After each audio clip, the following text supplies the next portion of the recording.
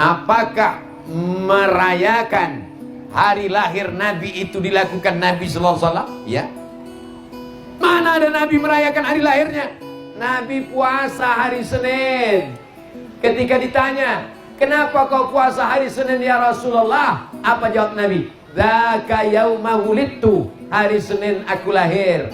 Aku lahir hari Senin, maka hari Senin kumuliakan dengan berpuasa. Jadi Nabi merayakan hari lahirnya bukan cuma tiap tahun, tiap minggu, tiap Senin, sepekan sekali dia puasa merayakan hari kelahirannya.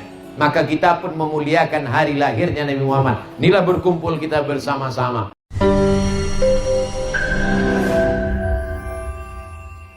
Assalamualaikum warahmatullahi wabarakatuh.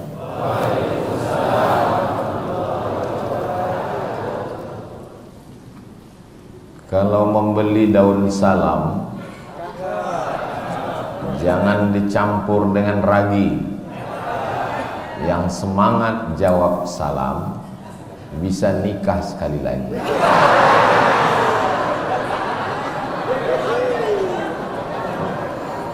Ibu jangan marah dulu, istrinya meninggal. Semoga semua yang hadir ini selalu dalam rahmat Allah. Amin ya Rabbal. Tahun 1986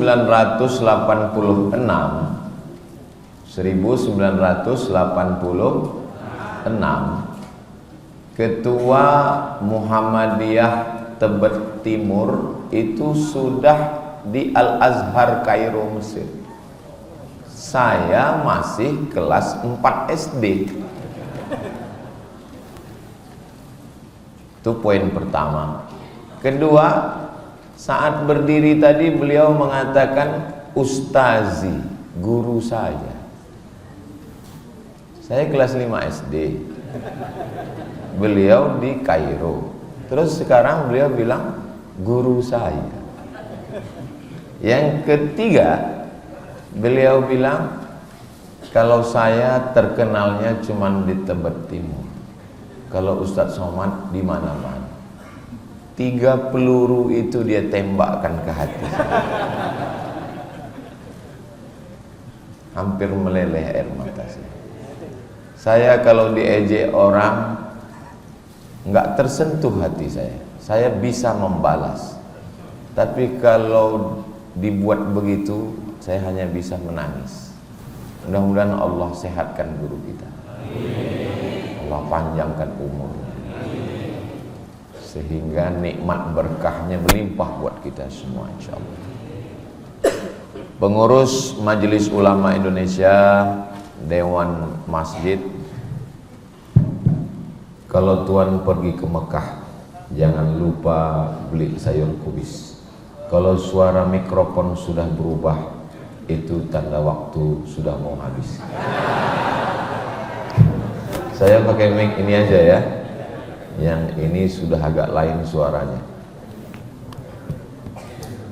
Hadirin hadirat, muslimin muslimat, pengurus Dewan Masjid Indonesia, Majelis Ulama Indonesia, Muhammadiyah, tokoh masyarakat, semua yang hadir ini dimuliakan Allah Subhanahu wa taala. Amin ya rabbal alamin.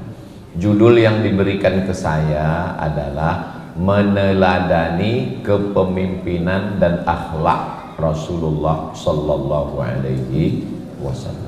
Mudah-mudahan saya bisa menjelaskannya dengan baik. Allah menolong saya dan kita semua. Amin. Poin yang pertama,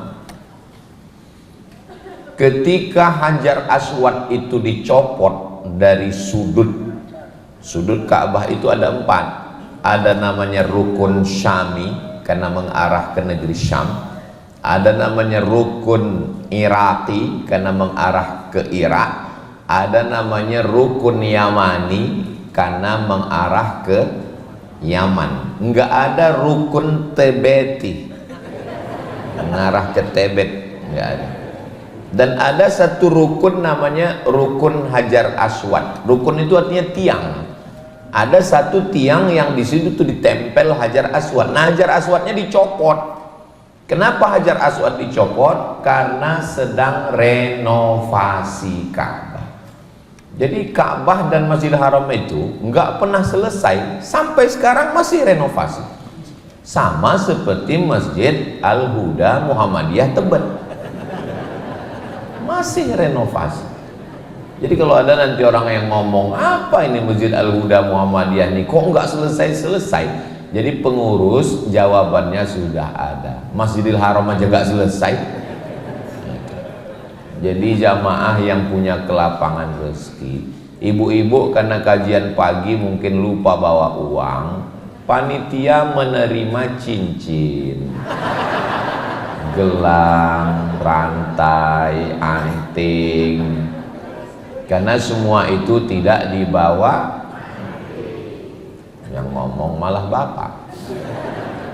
Untuk apa disimpan banyak-banyak? Toh pada akhirnya kita ninggal, dan kalau ibu meninggal, meninggalkan banyak perhiasan diambil oleh, nggak boleh suuzon. Lebih baik diwakafkan ke Masjid Al-Huda, ngalir pahalanya sampai hari kiamat insyaallah. Amin. Panitia siapkan karung. Ini saya lihat mereka udah pada nyopot semua ini, nyopot sendal.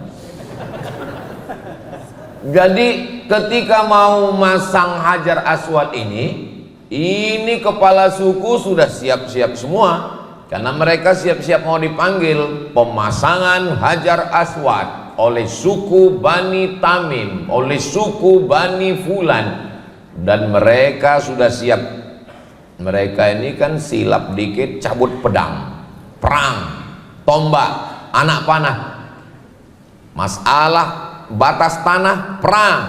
Masalah tersinggung, perang. Sudah mau perang ini. Siapa yang paling berhak? Oh, yang paling berhak kami, karena kami Quraisy. Yang paling berhak kami, karena kami nggak pelah karena perang. Yang paling berhak kami.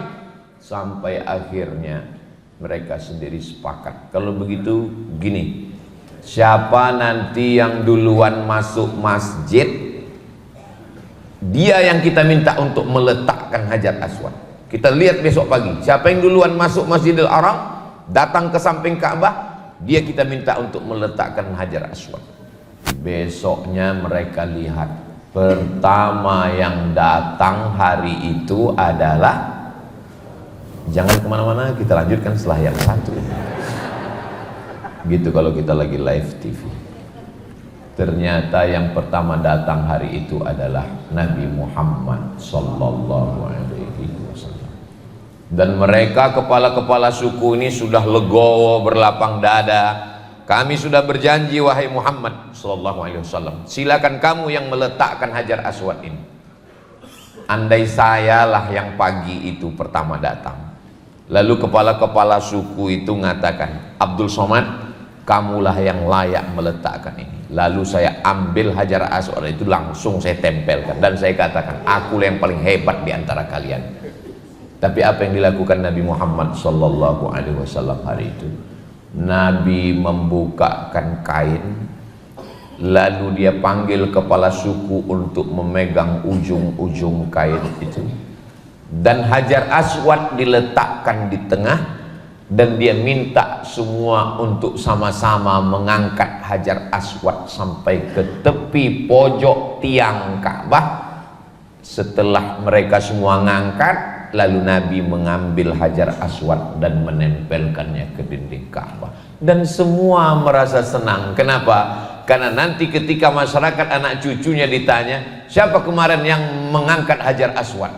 Saya ikut ngangkat. Begitulah kepemimpinan Nabi Muhammad sallallahu alaihi wasallam, mengayomi, merangkul, melindungi, sehingga orang merasa. Makanya tadi saya di awal saya sebutkan, ketua pengurus cabang Muhammadiyah, DMI Muhammadiyah, Dewan Masjid Indonesia, Majelis Ulama Indonesia, tokoh masyarakat, sebetulnya mereka tidak minta sebut. Beberapa tokoh selalu ketika kata sambutan, kami tidak minta dihormati, tapi tolong hormati kami.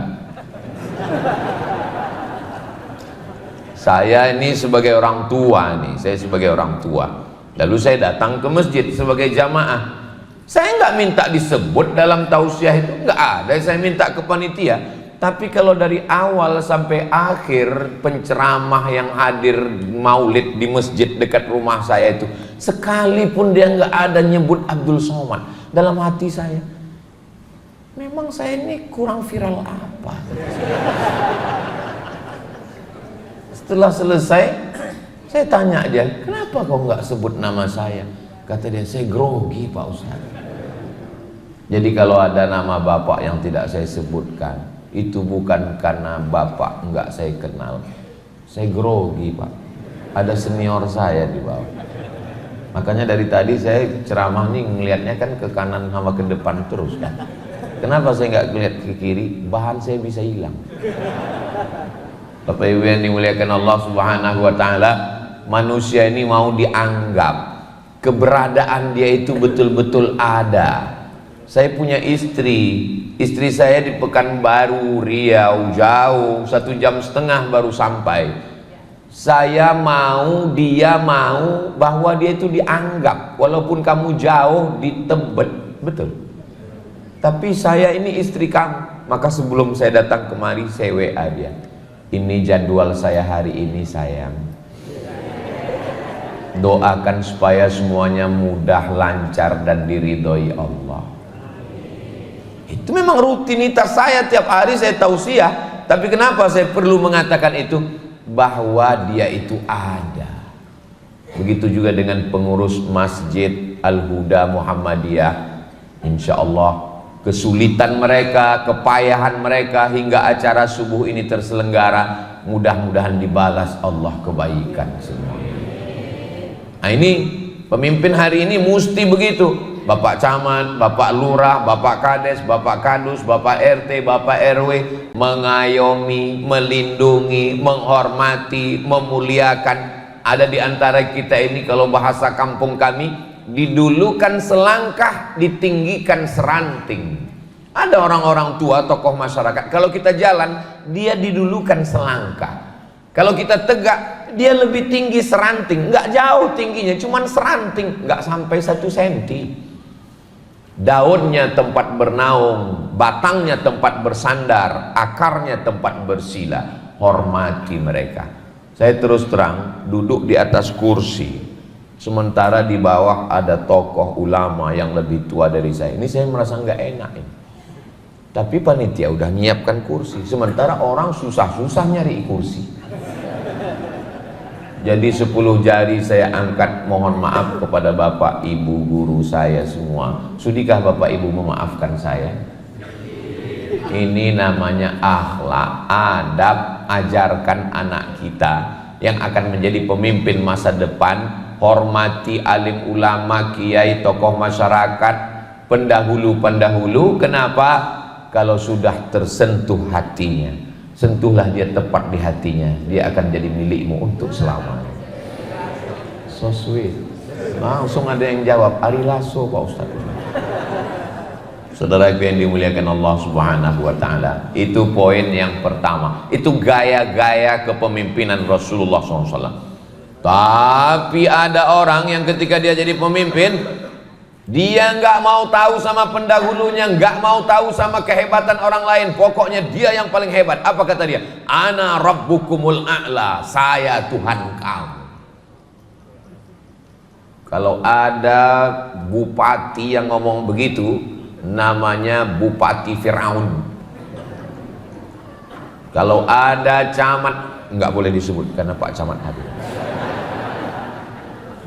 Saudaraku yang dimuliakan Allah Subhanahu wa taala, mudah-mudahan Allah menjadikan anak-anak kita ini menjadi pemimpin-pemimpin yang berakhlakul karimah. Ini poin yang pertama. Ini terkadang bukannya pejabat yang dipilih masyarakat, baru jadi ketua masjid sombongnya sudah minta ampun. Aduh, nggak enak sama ketua masjid. Berikutnya yang kedua, bagaimana kepemimpinan Rasulullah sallallahu alaihi wasallam. Nabi Muhammad sallallahu alaihi wasallam berada di kota Makkah Al-Mukarramah. Berapa lama? 40 tahun dapat wahyu, 13 tahun berdakwah. 40 tambah 13 sama dengan, kalau Tuan pergi ke Medan, jangan lupa membunuh belatung. Kalau jamaah belum sarapan, memang susah diajak ngitung. Nabi dapat wahyu umur 40 tahun, berdakwah 13. 40 tambah 13, 53 tahun berada di kota Makkah Al-Mukarramah. Tapi ini kalau dilanjutkan dakwah ini, dipertahankan untuk tinggal di tanah tumpah darah tempat kelahiran Muhammad sallallahu alaihi wasallam, anak Abdul Muthalib, anak Hashim, anak Abdi Manaf, anak Qusay, sampai Adnan, sampai Sayyidina Ismail, sampai Ibrahim alaihissalam. Ini kalau dipertahankan dakwah nggak berkembang. Lalu bagaimana? Nabi tidak mempertahankan egonya, tidak mempertahankan saya Quraisy, saya Arab, saya orang Makkah, tapi dia mundur selangkah. Kita mesti hijrah. Hijrah itu banyak orang yang tidak mau hijrah. Gimana perkembangan dakwah? Gimana perkembangan kehidupan kamu? Saya tidak akan meninggalkan rumah ini, tempat lahir saya ini, sampai mati saya di sini. Iya, tapi organisasi kita nggak berkembang. Nggak apa-apa, biar mati sama saya sekalian. Nabi Muhammad SAW tidak begitu. Dia tidak mengedepankan dirinya, nasabnya, nasibnya. Ini yang jadi heboh sekarang ini kan dua, nasib sama nasab. Nabi SAW dengan lapang dada, dan hijrahnya nggak langsung tempatnya jelas. Hijrah yang pertama dikirim Ja'far bin Abi Thalib ke satu daerah jauh dari Makkah. Dari Makkah turun ke bawah Yaman, dari Yaman nyebrang Laut Merah Djibouti, dari Djibouti naik lagi ke atas, namanya Habasyah. Habasyah itu sekarang dikenal dengan Ethiopia. Ibu kotanya namanya Addis Ababa. Ustadz kok tahu? Saya pernah ke sana. Ngapain Ustadz ke Ethiopia? Transit. 2019 saya mau ke Sudan. Sudan sedang perang. Pesawat Dubai nggak masuk, pesawat Saudi nggak masuk. Saya nanya, pesawat apa yang berani masuk ke Sudan? Cuman satu pesawat, Pak Ustaz. Pesawat apa? Ethiopia Airlines. Saya terbayang orang-orang yang kurus nggak makan. Wah, Ethiopia. Kan ada dulu lagu Ethiopia. Nggak boleh nyanyi di masjid. Terbayang saya. Akhirnya jam 5 subuh kami landing di Addis Ababa, Ethiopia. Saya lihat, memang hitam Afrika ini. Rupanya masih malam. Habis sholat subuh saya di airport Addis Ababa, Ethiopia, terbit matahari. Kami pun langsung melanjutkan penerbangan. Buka jendela pesawat, ternyata Ethiopia itu cantik, hijau kotanya, bangunannya megah. Jadi kalau saya ditanya, Ustaz pernah ke Habasyah tempat hijrahnya Nabi? Pernah, tapi nggak keluar airport. Orang transit. Insya Allah panjang umur, sehat badan, nanti kita bisa sampai ke sana insya Allah. Ongkos tanggung masing-masing. Tapi ternyata hijrahnya cuman sahabat Nabi, Nabi nggak ikut.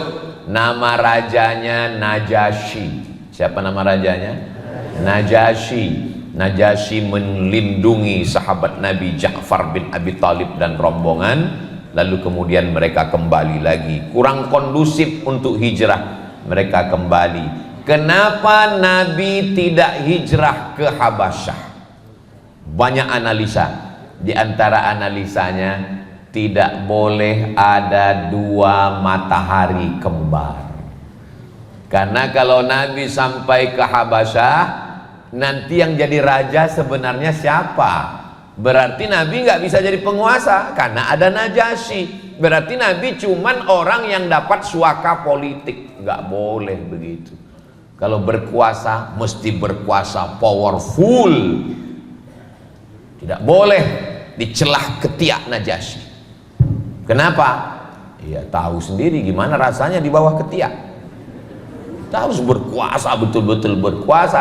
Maka Nabi tidak hijrah. Nabi tidak pernah menyebutkan itu, nggak ada hadisnya, ayatnya pun nggak ada. Itu analisa para ulama kenapa Nabi tidak hijrah. Tapi Nabi berterima kasih kepada Najasyi. Ketika dapat kabar bahwa Najasyi meninggal, Nabi kumpulkan semua sahabat, mereka melaksanakan sholat, namanya sholat ghaib. Kalau saya nanya dalam ceramah saya, jamaah nggak perlu merasa tertekan, stres, depresi. Karena saya kalau ceramah nanya, itu saya jawab sendiri.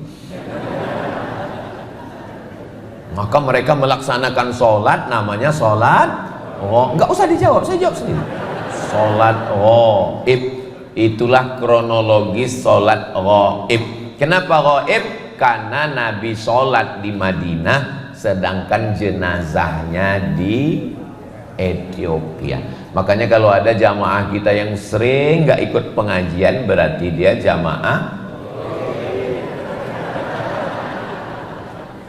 Suami ibu mana kok nggak pernah kelihatan? Ghaib. Itu namanya suami online.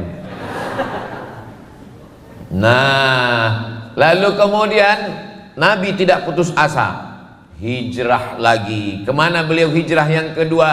Nggak pakai sendal, nggak naik unta, nggak naik kuda, nggak naik keledai. Mereka jalan kaki menuju Taif. Sampai di Taif tidak disambut dengan Tola'al Badru Alaina, tidak disambut dengan marhaban ya Nural Aini, tidak disambut dengan marhaban Jaddal Husaini. Dilempar pakai batu, kayu sampai kakinya berdarah. Ini juga tidak kondusif. Nabi kembali lagi dari Taif. Barulah yang ketiga, hijrah ke Yathrib. Nama tempatnya Yathrib. Yathrib itu artinya negeri yang banyak penyakit, banyak hama, banyak kuman. Dirubah Nabi negeri itu menjadi Al-Madinah Al-Munawwarah. Apa pelajaran yang kedua dari kepemimpinan Nabi? Jangan mikirkan ego sendiri. Tempat lahir saya, nasab bapak kakek moyang saya, ini kenang-kenang. Enggak, hilangkan itu semua demi untuk kemaslahatan umat, kemaslahatan bersama. Jangan pikirkan tentang pribadi, keluarga, partai, golongan, tapi pikirkan untuk umat secara keseluruhan. Ini saya subuh ini kok rasa-rasanya pembekalan camat-camat dan bupati se-Indonesia ini sekarang. Walaupun yang hadir ini adalah masyarakat biasa, tapi mereka adalah calon-calon menantu dan mertuanya para pemimpin, insyaallah. Kami ini bukan pemimpin Pak Ustadz. Bapak mungkin bukan pemimpin, tapi anak bapak, cucu bapak. Ya tapi ini kan yang hadir jamaah biasa. Mereka apa efeknya ceramah Ustadz ini? Memang saya di Masjid Al-Huda Muhammadiyah Tebet, tapi ceramah saya ini ditonton oleh siapapun dimanapun melalui channel Ustadz Abdul Somad Official. Subscribe, like, share, and comment. Bapak Ibu yang dimuliakan Allah Subhanahu wa Ta'ala. Berikutnya yang ketiga. Ini sampai berapa Pak Ustadz? Ya sampai jamaahnya bosan. Yang ketiga, Nabi Muhammad sallallahu alaihi wasallam berangkat karena sudah kondusif, enggak lagi kondusif di Makkah, diputuskan untuk hijrah. Saat hijrah ke kota Al-Madinah Al-Munawwarah itu kelihatan gaya kepemimpinannya. Yang menemani Nabi di atas bukit Jabal Sur, Abu Bakar Siddiq. Yang tidur di tempat tidur Nabi, Ali bin Abi Thalib. Abu Bakar teman, Ali sepupu. Kalau kami di kampung bukan sepupu, kalau ayah saudara kandung namanya sewali. Kenapa sewali? Karena kalau ayah ninggal, kakek ninggal, dia bisa mewalikan nikah. Ayah ninggal, kakek ninggal, kakak ayah ninggal, adik ayah ninggal, saudara kandung ninggal, maka saudara yang ayahnya adik kakak ini bisa mewalikan nikah, maka disebut saudara sewali. Tapi banyak yang nggak tahu istilah ini, dia kata sepupu. Oke lah, kita ikut aja kesalahan itu, nggak apa-apa. Itu saudara kamu apa? Sepupu. Saudaranya gimana? Kakak saya dengan kakak dia, kakak-kakak. Nabi punya ayah namanya Abdullah. Abu Thalib punya ayah namanya Ali, nama ayahnya Abu Thalib. Abu Thalib dengan Abdullah sama-sama anak Abdul Muttalib. Jadi kakek mereka satu. Ketika Nabi mau memutuskan, yang sahabat teman itu nemanin di atas Jabal Sur. Habis waktu. Hebat Masjid Al-Huda. Saya di mana-mana ceramah belum pernah panitia berani ngasih tahu waktu sudah habis. Ini salah satu masjid yang perlu ditiru, karena banyak ustadz kalau sudah megang mikrofon lupa waktu. Nah, jadi nanti kalau sudah bunyi berarti habis. Malam-malam yang sunyi paling enak makan nasi. Kalau alarm sudah berbunyi, itu tanda waktu nggak ada lagi. Itu tanda matahari sudah terbit. Setiap bunyi matahari terbit, setiap bunyi matahari terbit, sampai suatu hari dia nggak bunyi, matahari tetap, karena baterainya habis. Kita ini terkadang selalu terikat dengan rutinitas, tidak selamanya begitu. Nah, ini bisa udah pindah judul ceramah ini. Jadi Nabi Muhammad SAW menempatkan teman sahabat naik ke Jabal Sur, sedangkan saudara kandung tidur menggantikan di atas kasur. Pertanyaannya, Nabi ini nggak fair. Pas keluarga ringan tugasnya, tapi kalau teman jalan kaki naik ke atas Jabal Sur 3 hari 3 malam nginap, orang tidak mengerti. Justru teman dikasih beban yang ringan, tapi kalau saudara bebannya berat. Apa beratnya Pak Ustadz? Kan tinggal tidur di tempat tidur Nabi. Memang tugas Sayyidina Ali tidur di tempat tidur Nabi. Tapi kalau kafir musyrik itu nggak buka selimut, 14 pemuda dari semua suku menebaskan pedang di tempat yang sama, 1 kali tebas. Apa pelajaran yang ketiga dari kehidupan Nabi? Untuk tugas yang berat beri ke saudara, tapi kalau untuk tugas yang ringan beri ke sahabat. Apa yang terjadi dengan orang yang diberikan amanah hari ini? Untuk yang berat-berat ke sahabat, yang mematikan, yang ringan-ringan ke saudara. Tidak begitu yang diajarkan Nabi SAW. Ini menempatkan ini. Kenapa tidak Abu Bakar saja yang di tempat Nabi, lalu kemudian Sayyidina Ali di atas? Karena yang paling resiko hilang nyawa, badan tercabik-cabik, bisa dipancung kepalanya, itu adalah yang tidur di tempat tidur Nabi Muhammad sallallahu alaihi wasallam. Lalu kemudian Nabi pun naik ke atas Jabal Sur. Berapa lama Nabi naik di atas? Naik hari Ahad malam Senin, nginap di atas malam Senin, malam Selasa, malam Senin. Naik ke atas itu Kamis malam Jumat, nginapnya di atas malam Jumat, malam Sabtu, malam Ahad, 3 malam. Ahad malam Senin nggak nginap lagi, langsung jalan, 3 malam transit di atas. Ini akhlak Nabi Muhammad sallallahu alaihi wasallam. Saya pun juga begitu. Urusan yang berat-berat saya kasih ke saudara saya, urusan yang ringan-ringan saya dengan sahabat-sahabat saya. Kenapa? Karena yang berat ini nanti kita akan diminta tanggung jawab di hadapan Allah Subhanahu wa taala. Mudah-mudahan pemimpin-pemimpin kita pun bisa meniru akhlak Nabi Muhammad sallallahu alaihi wasallam. Amin. Berikutnya yang keempat, Tolong ini diingat baik-baik, karena ini bisa jadi keluar nanti dalam UAS, ujian akhir semester.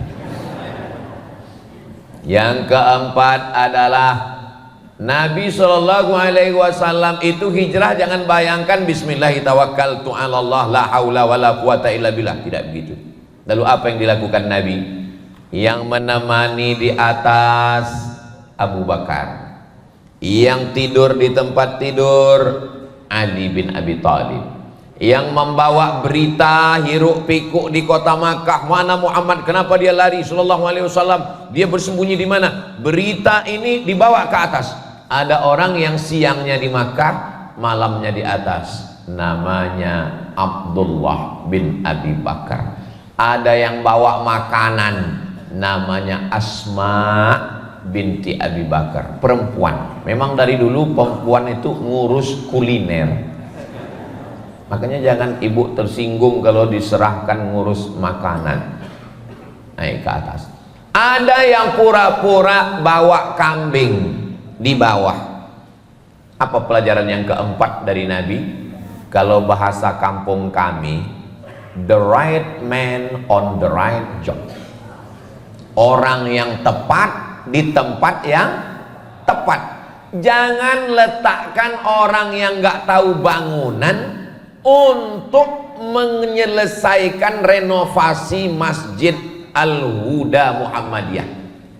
Orang yang nggak ngerti apa-apa diletakkan untuk ngurus renovasi masjid. Dia nggak tahu semennya berapa campuran batu kerikil, batu batanya, nggak ngerti dia masalah bangunan. Idza wusidal amru ila ghairi ahlihi, kalau suatu perkara itu diserahkan kepada yang bukan ahlinya, fantaziris sa'ah, tunggulah kehancuran. Kamu sarjana apa? Saya sarjana teknik sipil. Bagus. Kamu apa?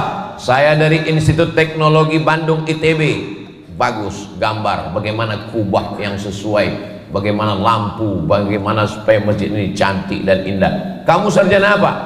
Saya SAG Pak, sarjana agama. Oh, kamu mengurus masalah bagaimana takmir masjid ini. Tempatkan orang sesuai pada tempatnya. Jadi kehancuran kita ini tidak mengikuti akhlak Nabi Muhammad SAW. Selama saya tausiah, rasa saya subuh inilah judul ceramah yang paling mantap. Kadang-kadang kalau saya diminta ceramah, apa judulnya? Marilah kita sabar. Sendal hilang, sabar. Suami hilang, sabar. Sabar ini bukan gak penting-penting, tapi bagaimana kepemimpinan Rasulullah dan akhlak Rasulullah SAW ini penting dikaji secara detail. Jadi jangan bayangkan Nabi Muhammad SAW itu waktu hijrah, Bismillahirrahmanirrahim, la haula wala quwata illa billah, kuserahkan semuanya kepadamu ya Allah. Enggak begitu. Dia ada strateginya, ada tekniknya, ada caranya. Siapa yang menemani, siapa yang tidur tempat tidur, siapa yang bawa makanan. Padahal Nabi kalau mau cukup berdoa. Sedangkan Nabi Isa aja berdoa, anzil alaina ma'idatan minas sama, turunkan makanan dari langit. Apalagi Nabi Muhammad sallallahu alaihi wasallam, innama amruhu idza arada syai'an ayyaqula lahu kun fayakun. Ustaz, ajarkan saya doa yang paling makbul, yang ketika saya doa langsung ada. Allahumma barik lana fima razaqtana. Jangan dibaca sekarang, takutnya cacingnya udah siap. Saudara yang dimuliakan Allah Subhanahu wa taala. Berikutnya yang kelima. Bagaimana kepemimpinan Nabi Muhammad sallallahu alaihi wasallam? Nabi dengan Abu Bakar Siddiq berdua. Yang jadi guide penunjuk jalannya namanya Ibnu Uraiqid, bertiga. Nabi, Abu Bakar, Ibnu Uraiqid ketemu sama orang di jalan. Orang itu tidak bisa membedakan mana Nabi, mana Abu Bakar. Karena zaman itu mereka kalau nggak kenal orangnya, beda sama sekarang. Sekarang banyak orang nggak ketemu saya pun dia sudah tahu yang mana Abdul Somad. Kenapa? Fotonya kan banyak di Instagram. Yang mana Instagram Ustaz Somad? Kami cek banyak sekali, Abdul Somad muncul. Yang centang biru yang followernya 9 juta itu. Somok, maksudnya yang belum follow. Ketika mereka ketemu, mereka nggak bisa membedakan yang mana Nabi Muhammad, yang mana Abu Bakar. Karena secara umur, beda umur Nabi dengan Abu Bakar. Nabi lebih tua 2 tahun. Kita kalau beda 2 tahun, 3 tahun itu nggak terlalu. Siapa di antara adik-adik ini yang umur 27, 28? Itu sebaya dengan saya. Ustaz Somad bohong, masa umurnya 28? Umur ini bukan masalah angka, masalah rasa. Saya tidak melihat ada yang tua di sini. Ah, Ustaz jangan ngomong begitu Pak Ustaz, kami ini udah tua. Yang saya lihat ini hanyalah anak muda yang terjebak di tubuh yang tua. Siapa yang sholat berjamaah subuh ke masjid dengar pengajian, dia adalah anak muda walaupun sudah tua. Siapa yang sampai jam 6 ini belum bangun dari tempat tidur walaupun dia anak muda mahasiswa, sesungguhnya dia adalah panti jompo. Maka semua yang hadir, Sumpah Pemuda. Sumpah Pemuda itu isinya anak muda atau orang tua? Ya nggak tahu. Enggak, anak muda semua, tapi semangatnya muda. Ini sekarang anak-anak muda ini, Adinda, lautan kan ku seberangi, bukit kan ku daki, Masjid Al-Huda ku lewati. Muda apanya ini? Jadi Nabi Muhammad SAW dengan Abu Bakar enggak kelihatan mana yang Muhammad SAW, karena hampir-hampir sama. Sekarang pejabat, pemimpin ingin menunjukkan kehebatannya, bajunya sampai 4 lapis. Sekaya-kaya orang bajunya paling banyak 3 lapis, singlet di dalam, baju kemeja, kain di luar, 3 lapis. Kalau ada orang pakai baju 4 lapis, itu bukan pemimpin, demam. Ada sekda ngasih tahu saya, kata sekda ini, sampaikan ke Ustadz Somad supaya dia kasih tahu pejabat-pejabat, jangan cuman mau makan nasi goreng malam bawa mobil dinas sampai 4 hanya untuk menunjukkan hebat. Nabi Muhammad SAW, malah pemimpin-pemimpin itu kalau dia mau selamat justru dia tidak menampilkan dirinya lebih dari yang lain. Kenapa? Demi keselamatan dia. Bayangkan kalau tiba-tiba ada yang mau membunuh, kan bingung yang mana ya. Udah bunuhnya aja lah, ternyata pengawalnya. Makanya Saddam Hussein dulu berapa orang yang mirip dengan Saddam Hussein. Makanya Bapak pun diantara kami, coba lihat, saya, Ustadz Qurtubi, Mas Faiz, bentuk badannya sama, bajunya juga sama, kurusnya juga sama.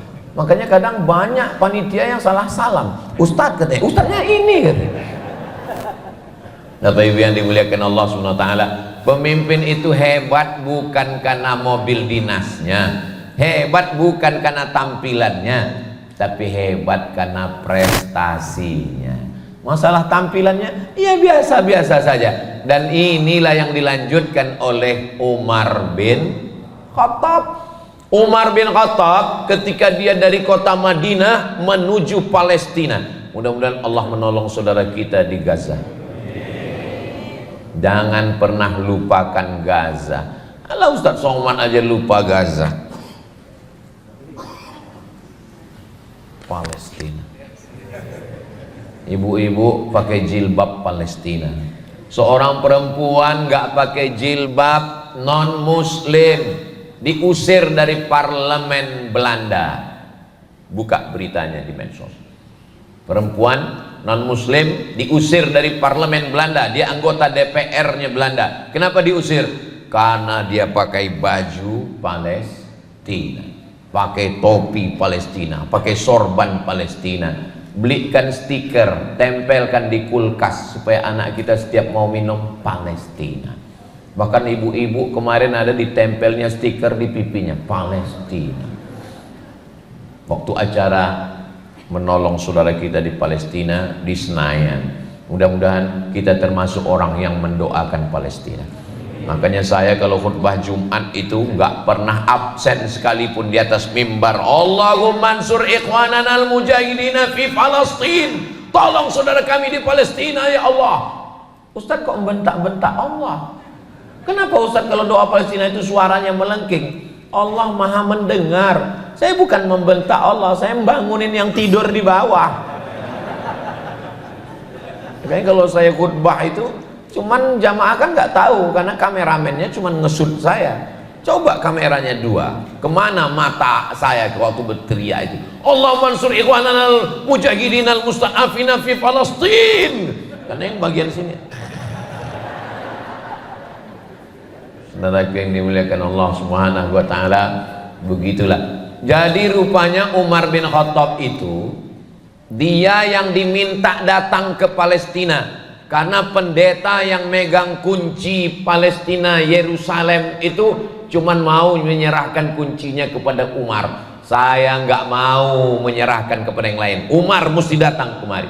Dia mau ngelihat Umar. Dia sangka Umar itu datang dengan jubah kebesaran. Memang rata-rata jubah itu kebesaran karena ukurannya XL. Dia sangka Umar akan datang dengan cincin dan gelang emas, akan datang dengan kuda-kuda yang berhias, akan datang dengan pakaian sutra. Mana itu Umar bin Khattab yang katanya hebat? Ini pendeta sudah siap menyerahkan kunci Palestina. Tiba-tiba dari kejauhan dia lihat ada dua orang laki-laki naik satu ekor unta, yang satu di atas, yang satu di bawah, yang satu di bawah, yang satu di atas, ganti-gantian. Ternyata Umar bin Khattab dengan pembantunya ganti-gantian. Kadang Umar di atas, kadang pembantunya di bawah. Ganti-gantian, pembantunya di atas, Umar di bawah. Pas mau dekat pintu Palestina, giliran Umar bin Khattab di bawah, pembantunya di atas. Pendetanya mau ngasih kunci, yang Umar yang mana ya? Saya pun dulu sering mengalami seperti itu waktu pertama-pertama baru pulang dari Maroko 2008. Sampai saya ke masjid, ditanya sama pengurus masjid, mohon maaf ya Pak, Ustadz Somad yang mana? Katanya. Waktu itu belum viral. Kan nggak mungkin saya bilang akulah dia. Tiba-tiba khotib Jumat diumumkan sebelum sholat Jumat, pengurus berdiri. Karena Ustadz Abdul Somad LCMA belum juga hadir, maka yang bertindak sebagai khotib hari ini adalah satu pengurus. Naiklah pengurus. Assalam. Padahal saya sudah duduk di depan mimbar dari setengah jam yang lalu. Selesai sholat Jumat, saya pulang di jalan, dia nelpon. Ustadz kok nggak datang? Kata dia. Aku sudah setengah jam nunggu tadi. Ku ajari kau ya bagaimana cara manggil khotib ya, saya bilang. Cara manggil khotib begini, kalau nggak kenal orangnya. Kepada Al-Mukarram Ustadz Abdul Somad dipersilakan naik ke atas mimbar. Kepada, panggil 3 kali. Kalau dia nggak datang 3 kali berarti dia nggak ada, baru kau naik, saya bilang. Jangan langsung kau bilang karena dia nggak ada. Nggak mungkin aku berdiri, ada nih, ada.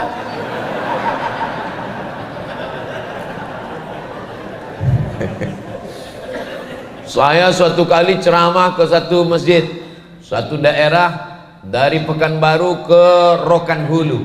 Sampai di pinggir jalan saya pun parkir, hujan. Lalu saya di mobil, datang pengurus masjid ngetuk pintu kaca, bawa payung. Pak, Ustadz Somadnya mana? Saya mau ngasih payung, katanya. Akulah dia, saya bilang. Jadi mereka tidak bisa mengenali. Kenapa? Karena tampilannya, karena bajunya, karena biasa. Tanda orang kaya bukan karena kelebihan bajunya. Kalau bajunya berlebih, serahkan ke panti asuhan Muhammadiyah. Nih, jangan lupa, walaupun kajian kita tentang kepemimpinan, kotak sedekah tetap diisi. Sekarang semuanya sudah bisa melalui kris. Sudah ditulis di toko-toko, sudah bisa bayar pakai kris. Maka banyak orang bawa kris sekarang. Saudara yang dimuliakan Allah Subhanahu wa taala, berikutnya yang ke-6. Nabi pun sampai ke kota Al-Madinah Al-Munawwarah. Bagaimana gaya kepemimpinan Nabi? Dia kumpulkan Al-Muhajirin yang datang dari Makkah, dikumpulkan yang ada di Madinah, namanya Ansar, dipersaudarakan. Hai Muhajirin, hai Ansar, kamu bersaudara. Ternyata orang Ansar ini berperang sesama Ansar. Nama sukunya dua, Aus dan Khazraj, bukan Haus, Aus. Makanya kalau ngaji itu kalau dengar betul, kalau tidur betul. Jangan antara tidur, nanti pulang ditanya sama anaknya, apa aja Pak yang suku di Madinah itu? Haus sama lapar. Aus dan Khazraj. Aus dengan Khazraj berperang, diabadikan dalam Al-Quran. Wadhkuru ni'matallahi alaikum, ingatlah nikmat Allah kepada kamu. Idh kuntum a'daan, ketika kamu berperang, berkelahi, bermusuhan. Fa'allafa baina qulubikum, Allah menyatukan, mempertautkan hati kamu. Fa'asbahtum bi ni'matihi ikhwana, lalu dengan nikmat itu kamu menjadi bersaudara. Muhajirin, Ansar dipersaudarakan. Ansar, Aus dan Khazraj dipersaudarakan. Dan di Madinah ada 4 yang tidak Islam: Bani Nadir, Bani Quraizah, Bani Qainuqa, Yahudi Khaybar. Jadi kalau begitu berapa komunitas? Muhajirin, Ansar, Aus, Khazraj, Bani Nadir, Bani Quraizah, Bani Qainuqa, Khaybar, dipersaudarakan semuanya. Kita yang ada di kota Madinah, apa ini namanya sekarang? Rekonsiliasi. Dan kita pun sekarang berada di Tebet ini ada orang Betawi tentu saja, penduduk asli, ada orang dari Jawa, ada orang Sumatera. Saya dari Sumatera. Ada saudara kita dari Bubuhan Kalimantan, ada saudara kita dari Bugis Makassar Aga Kareba, ada saudara kita dari Papua. Maka pemimpin mengayomi, melindungi, rekonsiliasi. Begitu gaya kepemimpinan Nabi Muhammad sallallahu alaihi wasallam. Jadi kalau ada orang mengatakan Nabi Muhammad itu radikal, Nabi Muhammad itu rasis, yang tidak Islam dipancung kepalanya, kamu kurang piknik guys. Bacalah kitab Ar-Rahiq Al-Maktum Syekh Safiyur Rahman Al-Mubarakfuri, 12 pasal piagam Madinah. Orang Yahudi yang ada di Madinah dijaga oleh orang Islam. Kalau ada orang kafir musyrik dari Makkah menyerang Madinah, maka orang Islam dan Yahudi bergandeng tangan sama-sama membela Madinah. Kalau ada peperangan, biaya perang ditanggung oleh orang Islam dan orang Yahudi bersama-sama. Sampai akhirnya 2 tahun hidup bersama, Yahudi berkhianat. Maka Yahudilah yang terusir karena pengkhianatan. Ini mesti dipahamkan anak kita dengan sejarah ini. Jangan sampai kita tidak bisa membela Islam karena kita tidak mengerti sejarah. Tapi belajar tentang Nabi Muhammad dalam 60 menit. Ustaz Somad kan ceramahnya 60 menit ya. Tolong ceritakan tentang Nabi Muhammad 63 tahun dalam 60 menit. Bahasa Arabnya mustahil. Saya hanya bisa bercerita kepingan-kepingan poin-poin penting. Makanya kalau ada ustadz kita, guru kita, kiai kita yang ngajar di Masjid Al-Huda Muhammadiyah ini tentang sirah, tentang sejarah Nabi, ikuti. Paling tidak dalam 1 bulan sekali, syukur-syukur bisa 1 pekan sekali. Kenapa? Untuk mengenal Nabi Muhammad SAW. Tak kenal maka tak sayang, tak sayang maka tak ngutang. Berikutnya yang ke-7. Dulu bagaimana kepemimpinan Nabi? Dulu orang yang paling mulia adalah Quraisy. Di bawah Quraisy adalah Arab yang bukan Quraisy. Di bawah Arab adalah orang yang berkulit putih yang bukan Arab. Di bawah yang kulit putih adalah yang kulit hitam. Di bawah yang kulit hitam adalah yang budak hamba sahaya. Ada 5 level: Arab Quraisy, Arab non Quraisy, kulit putih, kulit hitam, hamba sahaya. Kira-kira saya ini masuknya ke level berapa ya? Saya ini kan antara hitam dan hitam manis. Begitulah klasifikasinya. Tapi begitu Nabi Muhammad SAW sampai ke kota Makkah, ini kan dari Madinah nih, menyusun kekuatan di Madinah 8 tahun. Tahun ke-8 Nabi masuk lagi ke kota Makkah. Yang naik ke atas Ka'bah setelah Ka'bah dibersihkan dari patung berhala, lukisan dibakar, 360 patung semuanya bersih. Setelah bersih, Nabi minta mengumandangkan azan ke atas. Siapakah yang mengumandangkan azan di atas Ka'bah? Gak usah dijawab, saya jawab sendiri. Bilal bin Rabah. Allahu Akbar, Allahu Akbar. Tidak seperti itu, agak-agak mirip lah. Kenapa yang naik bukan Abu Bakar? Karena kalau Abu Bakar Siddiq yang naik, dia Quraisy, berkulit putih dan mertua Nabi. Kenapa bukan Utsman bin Affan yang naik? Karena kalau Utsman bin Affan yang naik, dia Quraisy, orang Arab, berkulit putih, orang kaya, menantu Nabi. Kenapa bukan Sayyidina Ali yang naik? Karena kalau Sayyidina Ali yang naik, dia Arab Quraisy, keturunan Nabi Ibrahim, sepupu Nabi, menantu Nabi. Yang naik adalah orang yang level paling bawah. Bilal bin Rabah itu kampungnya namanya Nubia. Ini Mesir, ini Sudan. Sungai Nil mengalir dari laut Mediterania sampai ke bawah, sampai ke lembah Victoria. Mesir, Sudan. Antara Mesir dan Sudan lokasinya di Afrika Utara, ada satu kampung kecil namanya Nubia. Orang Nubia ini warna kulitnya dua, hitam dan hitam sekali.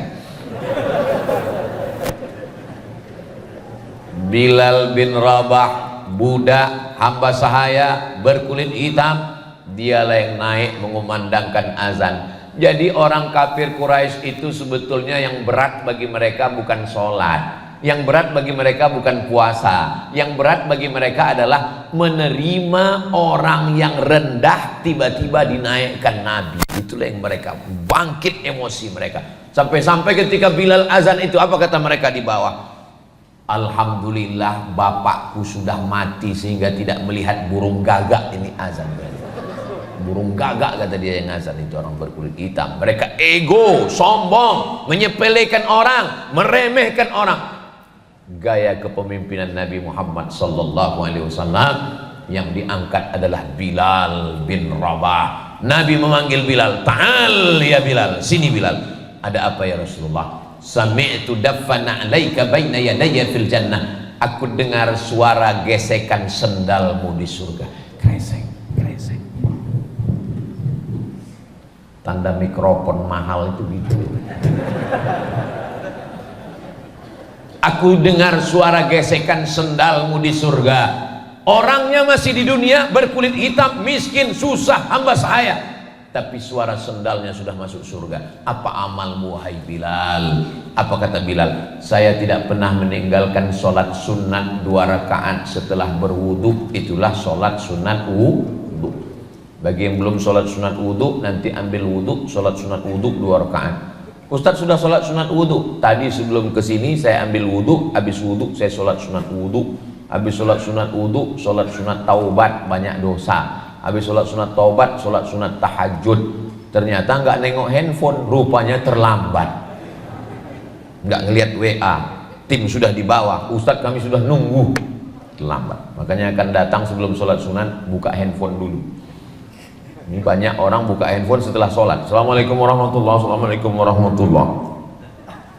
Setelah sholat berzikir, beristighfar, bertasbih, bertahmid, bertakbir, berdoa, minta kepada Allah. Sebelum sholat tenangkan hati. Sholat sunat wudu. Orangnya masih di dunia, sendalnya sudah masuk surga duluan. Makanya nanti kalau ada pulang tiba-tiba sendalnya nggak ada, berarti udah masuk surga duluan. Sendal saya aman kan? Cemas juga saya. Soalnya nanti pas pulang nanya ke tim, gimana? Udah masuk surga duluan Pak Ustaz? Tapi yang dimuliakan Allah Subhanahu wa taala, begitu gaya kepemimpinan Nabi Muhammad sallallahu alaihi wasallam. Berikutnya yang ke-8. Bagaimana Nabi? Yang kedelapan, Nabi mengangkat seorang panglima perang yang akan dikirim. Kalau Nabi ikut perang namanya ghazwah. Apa namanya? Ghazwah. Kalau Nabi nggak ikut, yang dikirim pasukan namanya sariyah. Apa namanya? Sariyah. Lalu satu pasukan dikirim. Ustadz, nama istri saya ghazwah, berarti perang terus. Mohon maaf ya Bu, ghazwah. Nabi mengirim pasukan. Nama panglima perangnya namanya Usamah. Siapa namanya? Usamah. Usamah artinya singa. Usamah. Saya mau kasih nama anak saya Usamah, nggak jadi. Tapi kalau namanya disambung dari awal sampai ujung jadi Usamah. Sami Ahmad Mesbahi Ibadillah, itu Usamah. Enggak Pak Ustadz, kan Sami Ahmad Mesbahi, kok jadi Usamah kalau dia jadi Ustadz? Ustadz Sami Ahmad Mesbahi Ibadillah kan jadi Usamah. Saya sudah setting dari sekarang. Usamah artinya singa. Banyak ustadz-ustadz ini kalau di atas mimbar singa, tapi pas di rumah jadi kucing. Kenapa? Karena istrinya suka Hello Kitty. Usamah bin Zaid. Nama ayahnya Zaid, nama kakeknya Harithah. Maka nama lengkapnya adalah Usamah bin Zaid bin Harithah. Diangkat Nabi menjadi panglima perang, umurnya 18 tahun. Yang umur 18 angkat tangan. Masya Allah, perasaan 18. Berapa umur Muhammad Al-Fatih menaklukkan Konstantinopel? 3 versi, 19, 20, 21. Loh, umur kok bisa 3? Karena mereka ikhtilaf tanggal lahir dan tahun lahirnya. Tapi berkisar antara 3, 19, 20, 21. Berapa umur panglima perang yang diangkat Nabi Usamah bin Zaid? 18. Muhammad Al-Fatih 19, 20, 21. Tanya anak-anak muda sekarang, berapa yang sudah kau taklukkan?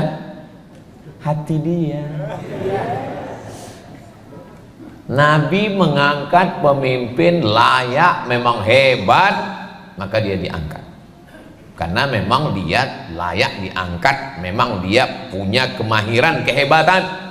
Dan ayah dia adalah namanya Zaid. Zaid ini punya ayah namanya Harithah. Inilah laki-laki yang dulu pernah dipanggil namanya Zaid bin Muhammad. Zaid bin Muhammad, karena Zaid anak angkat Nabi Muhammad SAW. Turun ayat, maka Muhammadun aba ahadim mir rijalikum. Muhammad bukan bapak kamu, walakin Rasulullah, dia adalah Rasul utusan Allah, wa khataman nabiyyin, penutup para nabi.